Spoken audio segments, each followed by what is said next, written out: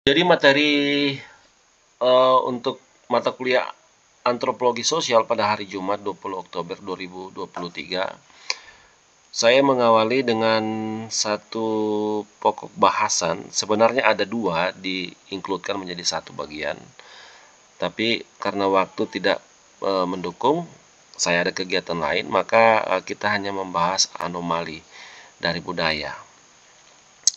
Dan dalam mengawali pembahasan anomali budaya, maka saya mendahului dengan anomali secara umum.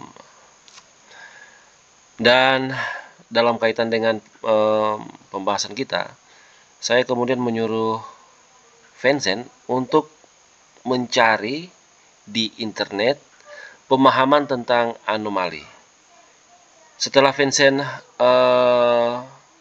menelusuri apa sih anomali itu, maka Vincent mendapatkan setidaknya ada 4 bagian pemahaman tentang anomali. Yang pertama itu keganjilan, yang kedua itu penyimpangan, dan yang ketiga itu keunikan, dan yang terakhir itu keanehan. 4 bagian ini pemahaman mengenai anomali yang ya dapat dikatakan intinya hanya memahami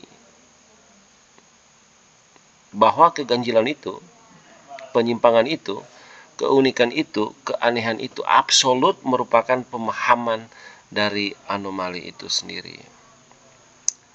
Dan kemudian saya kembali bertanya kepada Vincent, kalau memang demikian,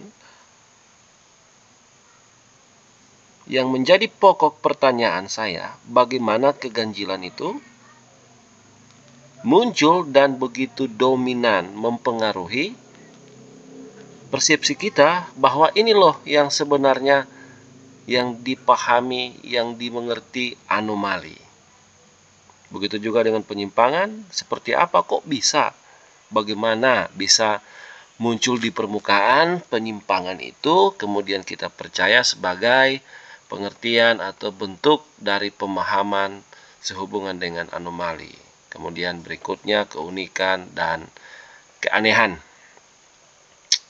Dan kemudian Vincent sendiri sulit untuk menjelaskan bagaimana itu terjadi. Apa sih latar belakang sehingga keganjilan, penyimpangan, keunikan, keanehan dianggap bagian atau dianggap pengertian atau pemahaman sehubungan dengan anomali. Artinya anomali hanya dipahami sebagai keganjilan, penyimpangan, keunikan, dan keanehan.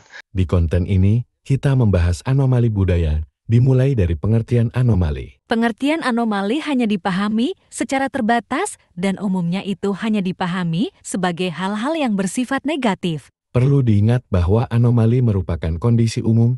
Di sini artinya, anomali bukan hanya bersifat negatif, tapi menyangkut hal-hal positif, pemahaman terkait keganjilan, penyimpangan, keanehan, dan keunikan, hanya menunjuk pada satu sisi dari pengertian anomali.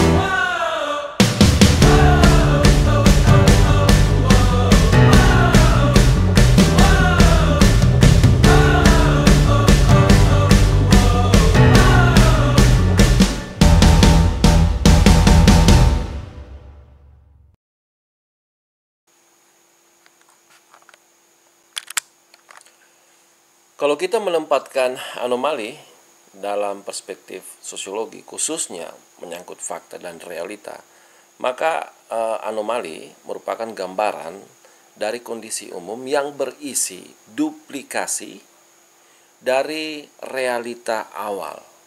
Artinya kita hidup di dunia ini dengan banyak realita. Kita menghadapi realita-realita yang ada, dan dari sekian banyak realita yang kita jumpai, kemungkinan besar realita yang ada, yang kita temui, yang kita jumpai saat ini bukan realita awal, tetapi realita yang sudah mengalami perkembangan bentuknya.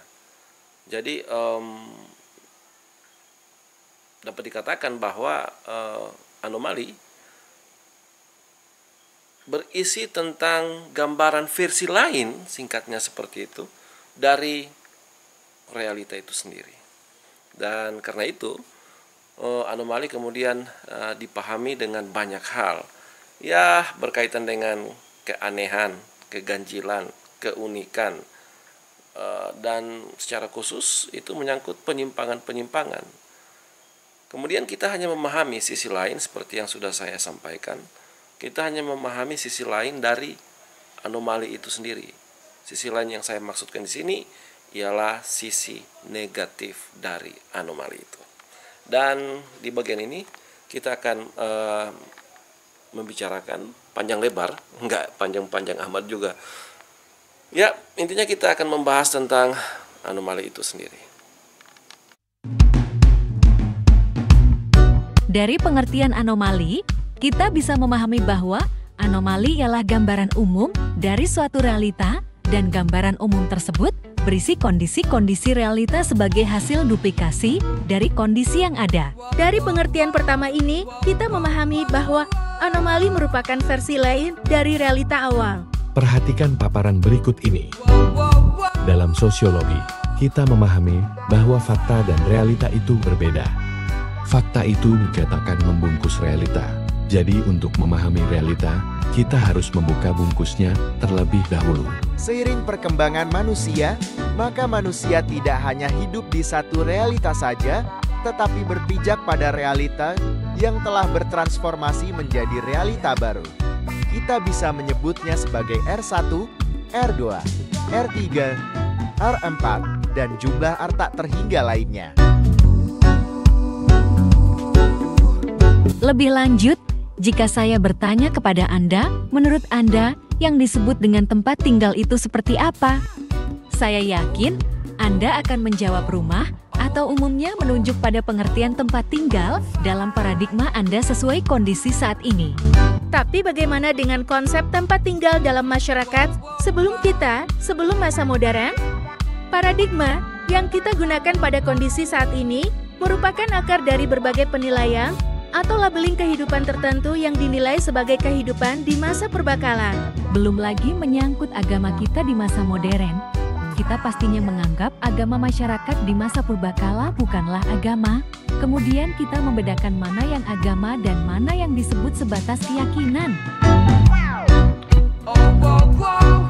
Pengertian pertama dari anomali sebagai bentuk versi yang lain dari realita awal hanya dapat dipahami melalui kegiatan ilmiah seperti penelitian.